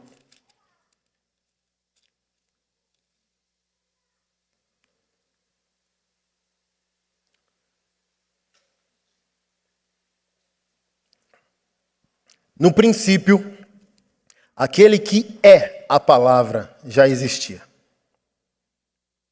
Olha que interessante, vem para mim. As pessoas que dizem que Cristo é quem Ele é, sem conectá-lo ao que de fato Ele é, a palavra de Deus, que é veterotestamentária, que é neotestamentária, a carta de João é escrita antes da providência divina para o cânon sagrado. A Bíblia não estava fechada. A providência de Deus nos concílios que determinaram o cânon bíblico. Mas, por exemplo, a palavra para João aqui não era a Bíblia toda como temos aqui. A palavra aqui para João era o Antigo Testamento. Está aqui? Ei, o que está escrito lá? É Jesus. A grande questão é que você quer filtros emocionais para entender a severidade de alguns acontecimentos no Antigo Testamento. Mas se você for com as emoções, você não consegue interpretar o Antigo Testamento. Parece um Deus nervoso ou um Deus sangrento. Agora vá com a revelação da nova aliança, vá com a revelação da pessoa total de Jesus e volte para o Antigo Testamento. Eu consigo hoje chorar mais no Antigo do que no Novo.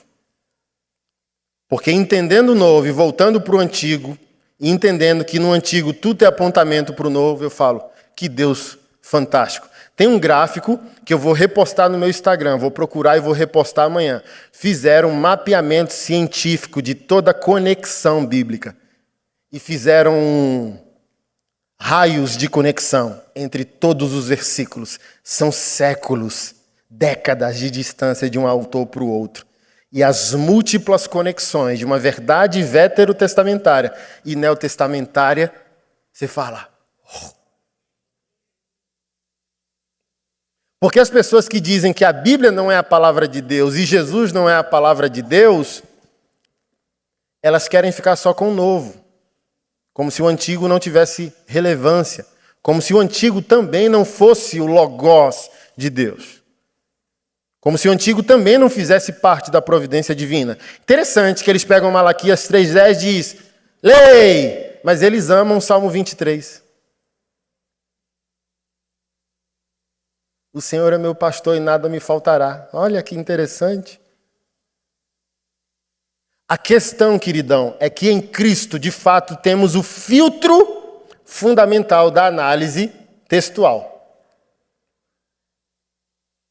Mas isso não quer dizer que o próprio Cristo não é o texto, esteja ele lá ou aqui. No princípio, aquele que é a palavra já existia. Então, Jesus não é um acontecimento neotestamentário. Jesus é Deus, Jesus é a palavra, Jesus está em Trindade antes da fundação do mundo, lançando os decretos soberanos de Deus sobre a existência. A palavra estava com Deus e a palavra era Deus.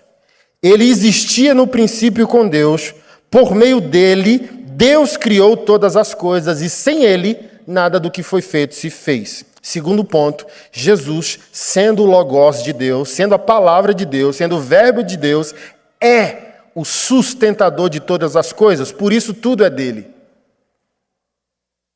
Esteja na igreja ou fora dela, tudo pertence a ele. Vamos lá, eu estou chateadíssimo, e provavelmente amanhã ou depois da manhã eu vou gravar um conteúdo sobre isso. Marcha para Jesus, Balneário Camboriú, campanha para o presidente.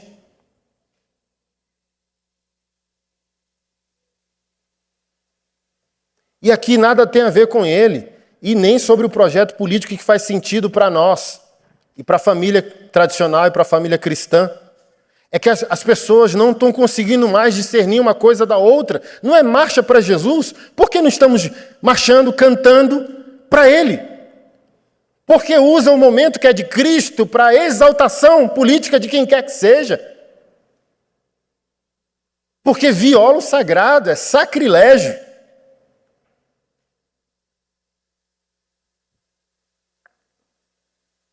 E as pessoas não querem entender. E as pessoas não querem se posicionar. E as pessoas não querem dividir as coisas. E a gente está empobrecendo nossos conceitos como povo de Deus, misturando as coisas.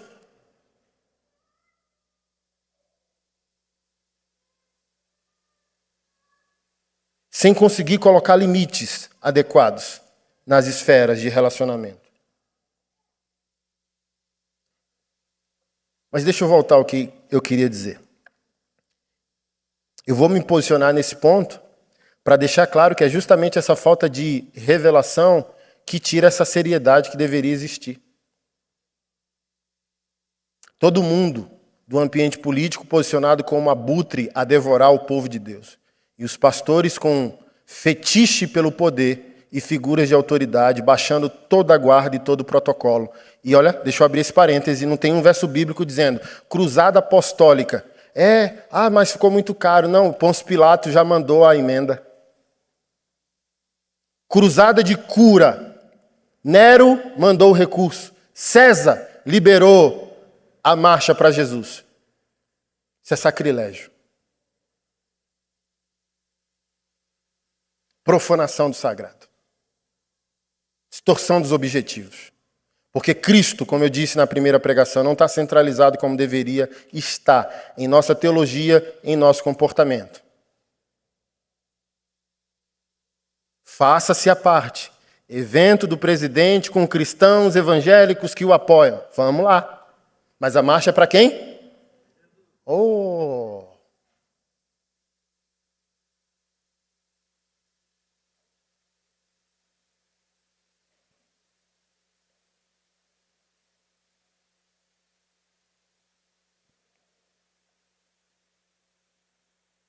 Sem ele, nada do que foi feito se fez. Aí nessa marcha para Jesus, lembrei o que eu queria dizer. E o nosso presidente estará conosco e Santa Catarina será do Senhor Jesus. Um pastor dizendo isso.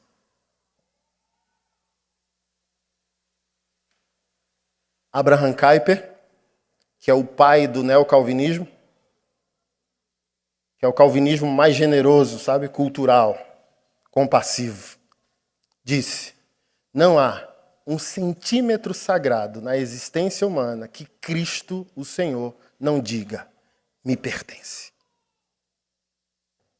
Eu não vi. Você viu que Santa Catarina virou do Senhor Jesus porque o presidente passou por lá? Junto, sabe? Um palanque, o careca da Havan, todo mundo lá no... Com a desculpa infantil, é a mesma coisa de fazer conferências e conferências do Espírito Santo, dizendo, o avivamento está chegando. Não sei se você é bobo mais. Eu falo, eu não vou mais, nunca chega. Vou pagando 50, 100 conto, 200 conto, conferência do Espírito Santo, o avivamento. Eu falo, que bexiga, não chegou. E nem o povo está mudando. Santa Catarina será do Senhor Jesus, porque a gente está fazendo marcha para Jesus, provavelmente com verba pública e botando político, misturando político e o sagrado. Jesus fala, estou fora. O próprio Cristo diz, estou fora.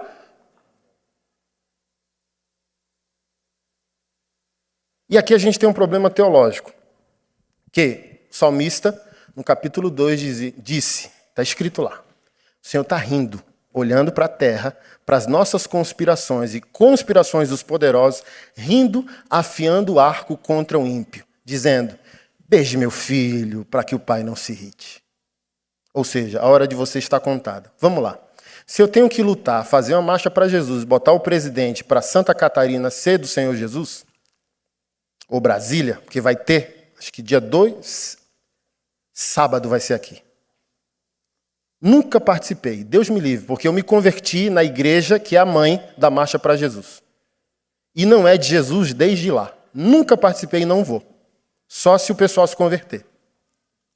Porque desde a minha época de conversão estava lá o contrato. Chama uma banda gospel, um grupo de louvor ou a banda de rap gospel. 10 mil aqui o contrato. Assina aqui. Você é o vocalista da banda. Assina aqui para mim. Assinou. E recebeu R$100. Então não está marchando para Jesus desde o contrato.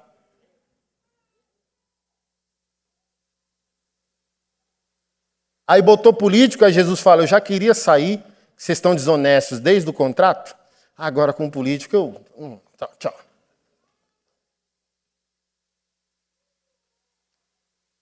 Mas qual é o problema teológico? O pastor quer dar a cidade para Jesus, marchando, e esqueceu que o Senhor é soberano sobre toda a terra. Vamos lá, um texto bíblico. Os discípulos chegaram para Jesus e disseram, Jesus, a seara é grande, os trabalhadores são poucos. Alguém lembra da continuação? Rogue ao Senhor da seara que envie trabalhadores para a sua seara. Como assim Santa Catarina vai ser do Senhor Jesus se ele diz que já é dele a seara? Até o problema está sob controle. Eu tenho que descobrir qual é a minha posição no plano dele. Mas Santa Catarina, Distrito Federal, Rio de Janeiro, do jeito que está, São Paulo, faixa de Gaza, qualquer lugar nesse universo tem dono. Então nada do que eu fizer vai ajudar Jesus a ter governo, porque ele já tem governo. Então, gente, você está vendo? É o problema central da revelação de quem ele é. Ai, é o Deus de amor que está precisando da tua ajuda, que conversa, ele é esse soberano que a gente começou lendo esse texto magnífico, cristocêntrico, dizendo, a palavra de Deus montada num cavalo branco, aniquilando todos os seus inimigos, quer anjos, quer seres humanos, triunfante, esmagando as uvas no lagar da furiosa ira de Deus. Como que eu posso ajudar essa pessoa que tem controle sobre tudo? Sobre mim e sobre todos. Então, o problema da revelação da identidade, eu tenho que fazer a marcha para ajudar o Deus fraco. Até o Hulk entendeu isso. O Loki chega lá e ele, quem é essa magricela gritando aqui? É o filho do Deus Odin, irmão do Deus Trovão. Aí o Hulk pega ele pelo braço, blá, blá, blá. Deus fraco. É assim que a gente está se comportando como evangélico. Vou fazer a marcha para Jesus para ajudar o Deus fraco que eu sirvo. Quando a gente deveria estar gritando, tire o presidente desse lugar. Assinem contratos reais. Pague o que assinou, faça o que está escrito, honre a sua... Pelo amor de Deus, não misture as coisas, o rei está afiando o arco. Se arrependam, se realinhem. Presidente, vai fazer política ali na Baixa da Égua, não use a igreja para isso. Pastores, não entregue os púlpitos aos políticos. Ei! E gritar porque a gente está... Gente, vocês estão muito pacíficos. A gente deveria estar em guerra porque está em jogo o destino eterno das nossas almas e das almas das pessoas que estão ao nosso redor. E a gente tem aceitado e tolerado tudo. E eu estou falando isso como um bolsominion, olha que interessante.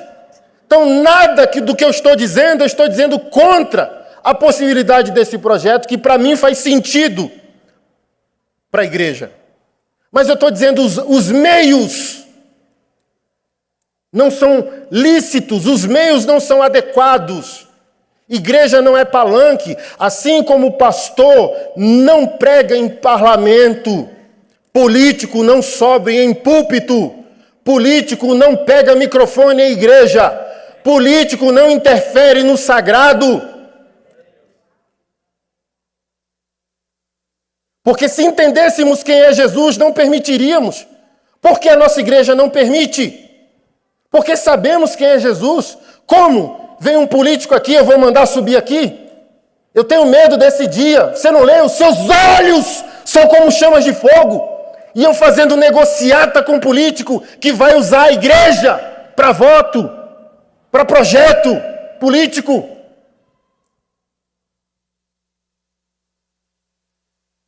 E vocês não me deixam mentir. Quando políticos vêm aqui, são citados e eu desço. Opa, fique quietinho, só vamos orar, abençoar a sua vida. Não dá um pio na nossa igreja, não pega microfone. Então o problema, irmãos, é a revelação do caráter de quem é Jesus. A igreja é dele. Como que eu vou dar moral para político se a igreja é dele? Se é a mensagem dele que tem que ser pregada.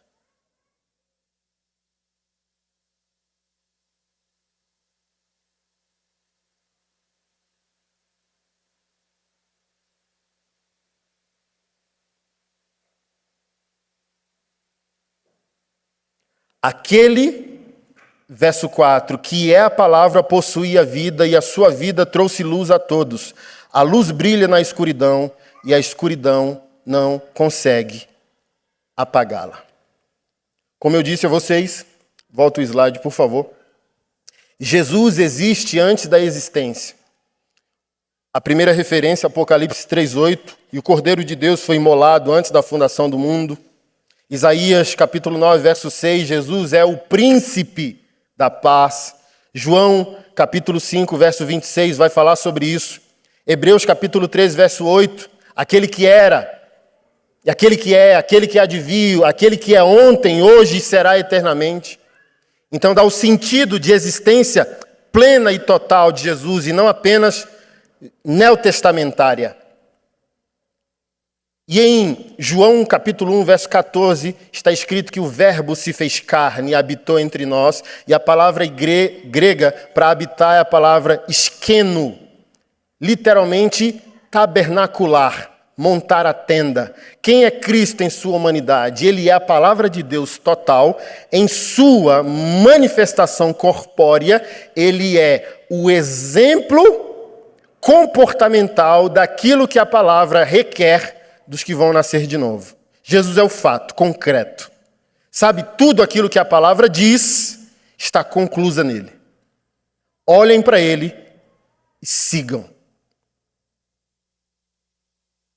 E se achar pesado, tem um atalho.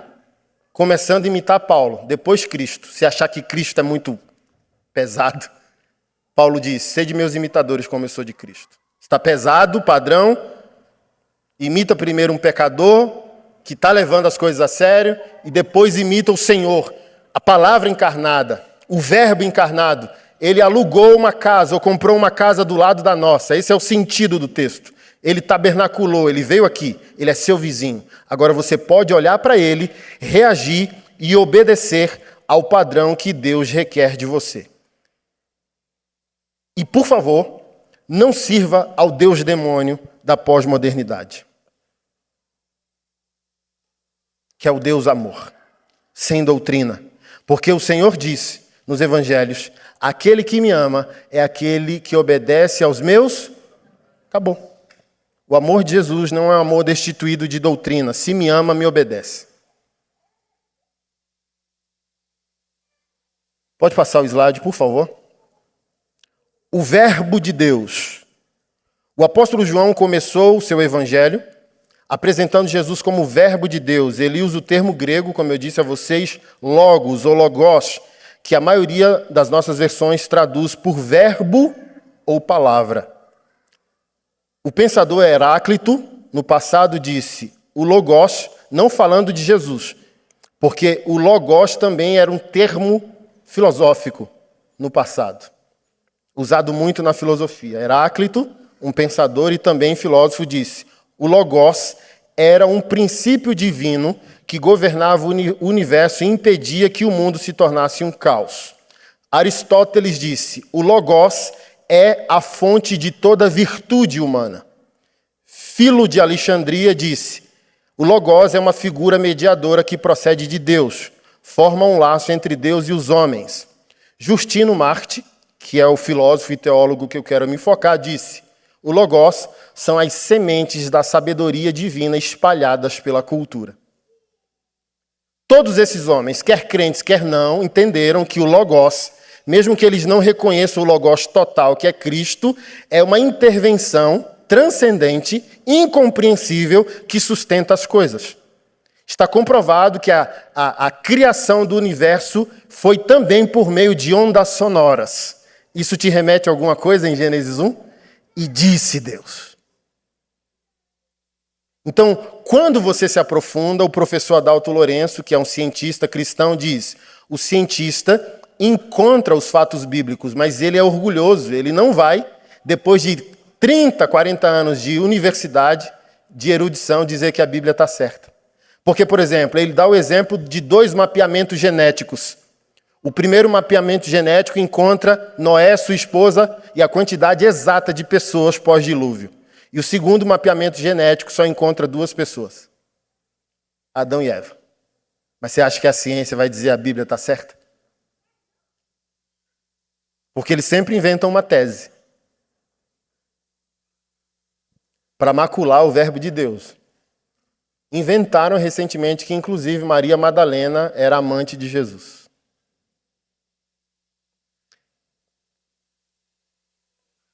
Mas vamos para Justino Marte. Pode passar o slide. Os cristãos podiam encontrar lampejos da verdade divina por toda parte, ou seja, na filosofia secular da Grécia. É a doutrina do logos espermáticos, palavra germinadora. Espermáticos de esperma mesmo. Fecundar, gerar, produzir. Nós recebemos o ensinamento de que Cristo é o primogênito de Deus e indicamos que ele é o Verbo, do qual todo gênero humano participou. Portanto, aqueles que vivem conforme o Verbo são cristãos, quando foram considerados ateus, como sucedeu entre gregos como Sócrates. Com efeito, tudo que os filósofos e legisladores disseram e encontraram de bom foi elaborado por eles pela investigação e intuição natural, conforme a parte do verbo que lhe coube. Todavia, como eles não conheceram o verbo inteiro, que é Cristo, eles frequentemente se contradisseram uns aos outros. Portanto, tudo o que de bom foi por eles produzido pertence a nós cristãos, porque nós adoramos e amamos depois de Deus o Verbo, que procede do mesmo ingênito e inefável. Todos os escritores só puderam obscuramente ver a realidade graças à semente do Verbo que neles era ingênita, natural. Estavam com eles. Fred Mercury. Ele tem um logos, como eu disse, o que a gente vai chamar de graça comum. O que Fred Mercury fez é dom de Deus. O que ele viveu, não. Percebe a diferença? O logos espermático, quando ele diz que o secular é cristão, na atuação e não na natureza. Porque ele diz, como eles não recebem o total, eles não vão conseguir nascer de novo. Então, Fred Mercury teve a graça comum, mas não teve a graça especial, que é a graça salvífica. Até o formato, olha como a providência divina é, ele precisou ser dentuço do jeito que ele era. E por que ele, sendo um cara milionário, não quis fazer o tratamento dentário para botar tudo retinho, igual a gente faz hoje com os aparelhos? Porque ele, de alguma maneira, poderia estar bem com a sua estética, mas também o formato de sua boca que dava toda a sua potência vocal. E Fred Mercury é considerado a maior voz do século passado e a maior voz do rock and roll. Era uma voz capaz de tocar todas as entonações. E quando eu assisti o filme, Eu chorei, já falei isso aqui para vocês, quando ele responde para a namoradinha lá, quando ele tentou ser machoxô, né? E não conseguiu. A namoradinha perguntou: o que você sente quando você está diante do seu público? Ele disse: mesmo que eu tentasse desafinar, eu não conseguiria. Mesmo se eu tentasse errar, eu não conseguiria. Aí ela pergunta: por quê? Porque nesse exato momento eu estou fazendo o que eu fui criado para ser. É nosso. O lado bom de Fred Mercury, da gente olhar e pode chorar. Pode assim, ó, meu Deus, ele não glorificou Deus, ele viveu como homossexual, ok, descarte a vida. Mas pare diante do dom e chore, porque é Deus. Meu Deus. E chore ainda mais porque não nasceu de novo. Então não deixe novos Fred Mercury morrer no seu tempo. Evangelize, grite, clame, seja o megafone de Deus para a conversão dos perdidos. E é por isso que eu disse a você que às vezes eu fico perplexo com a limitação do povo de Deus para entender coisas tão básicas. Quando as pessoas me veem refletindo sobre isso, eles acham que eu amo música secular. Eu estou dizendo: não, doidinho, eu só vi Deus. Eu não estou tendo prazer em música secular, eu não estou tendo prazer no ímpio. Eu estou querendo ensinar a vocês que Deus está ali, não salvando, mas atuando. E o medo que eu tenho do Fred Mercury, o medo que eu tenho do Cazuza, o medo que eu tenho do Renato Russo, é o medo que procede da minha falta de entendimento de quem é Cristo.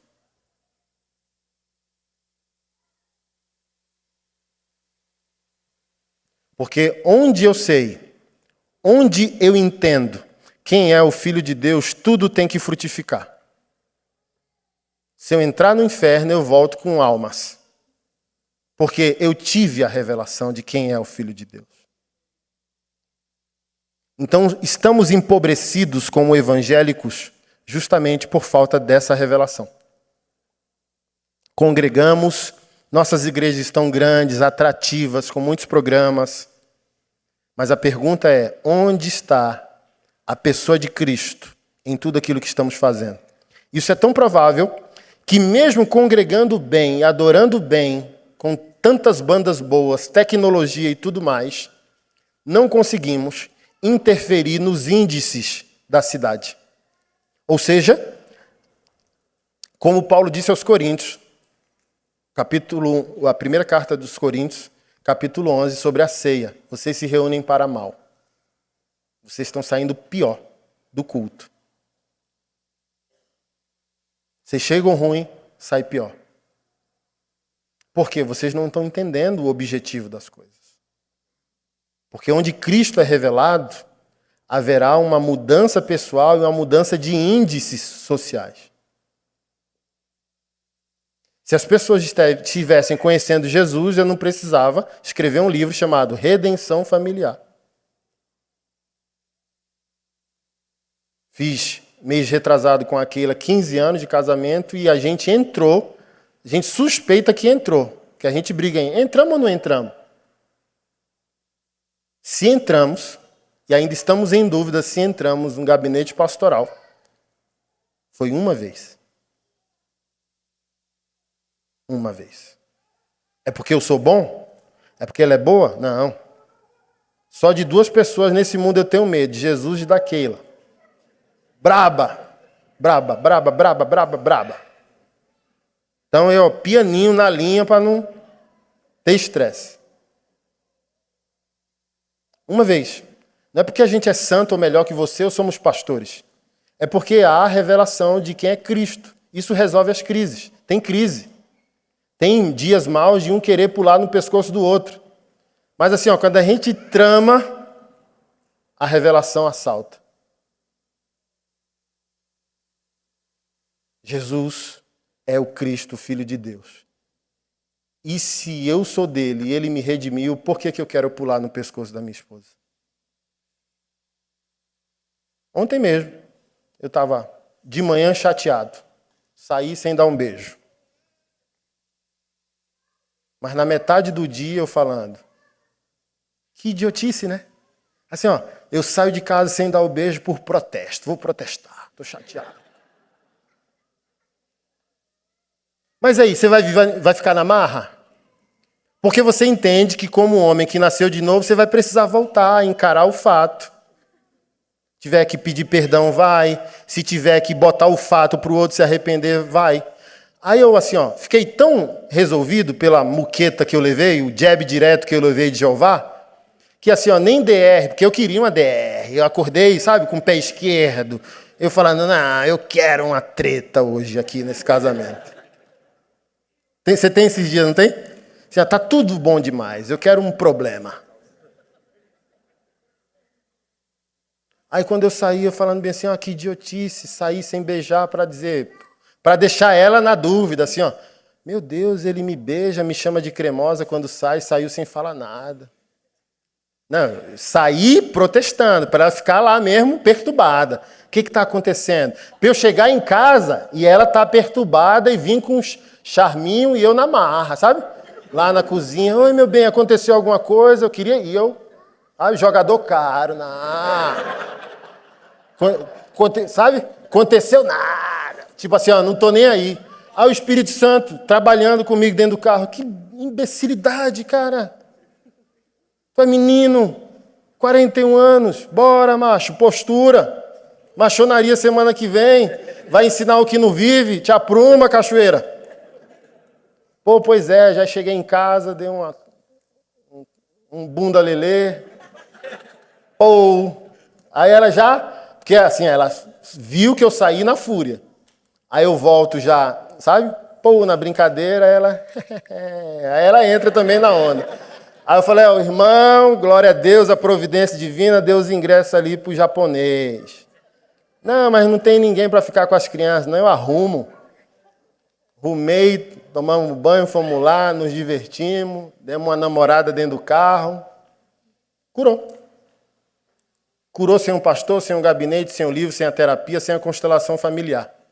A revelação que Cristo é o Filho de Deus e eu não posso brincar diante da verdade que eu nasci de novo. Não tem tempo para eu ficar fazendo charminho se eu nasci de novo. É isso?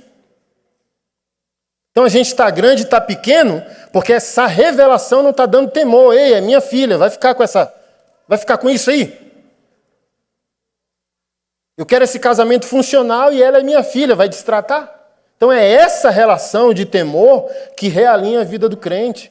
Então a gente não sabe, Jesus é essa figura histórica que tolera meu pior e nunca me transforma para melhor.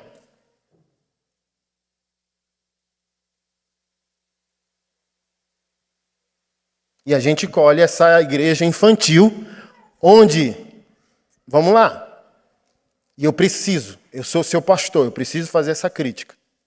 Estamos com esperança redentiva em Bolsonaro. Por favor, se arrependa. Não confunda as coisas. Um projeto político que dê apoio à igreja ao seu plano moral é uma coisa.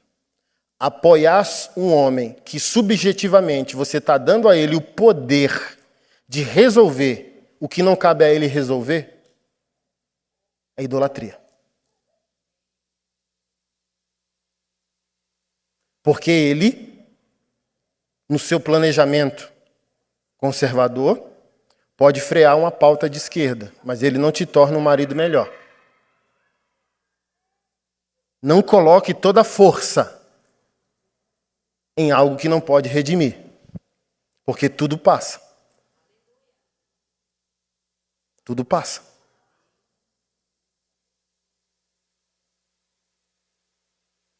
É o que eu sempre digo. Acho que deram até um nome. Eu fico triste demais com isso. É o bolsocristianismo. Que dor. Que dor, que dor, que dor, que dor, que dor. Que dor. Não é isso, irmãos. Centraliza Cristo na tua doutrina. Centraliza Cristo na tua interpretação de mundo. Coloca a política no lugar dela. Não coloca a política na tua fé. Não coloca a política no teu coração. Não coloca a política na tua esperança. Não coloca político na centralidade que pertence só ao teu Deus. Uma coisa é uma coisa, outra coisa é outra coisa. Não misture as coisas. Porque a pergunta que eu fiz de manhã, eu volto a fazer aqui. Esse bolsocristianismo está dizendo que o problema do mundo é a pauta gay. E se a pauta gay acabar, você vai deixar de consumir pornografia? Se a pauta gay acabar, isso te faz um marido melhor, uma esposa melhor, uma pessoa melhor?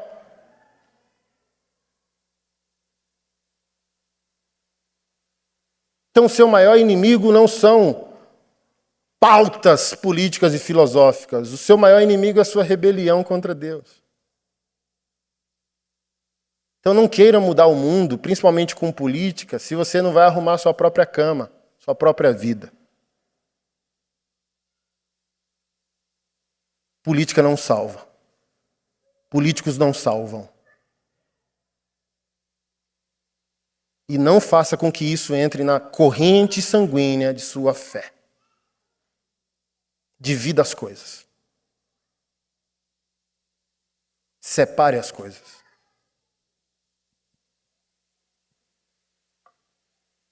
Porque até o poder do testemunho estamos perdendo porque misturamos as coisas.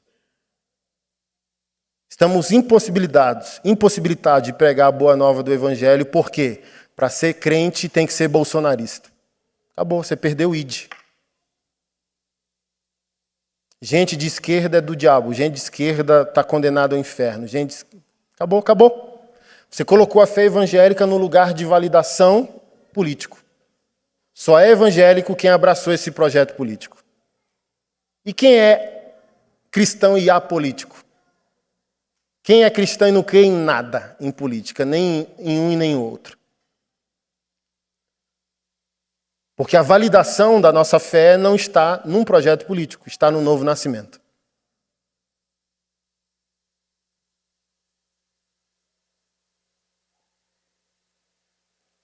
Eu tenho temor. E estou falando isso aqui com muita responsabilidade, com muito temor. Se realinhe. Isso é um crime contra o seu Cristo. Isso é um crime contra o seu Deus. Curve sua cabeça e vamos orar.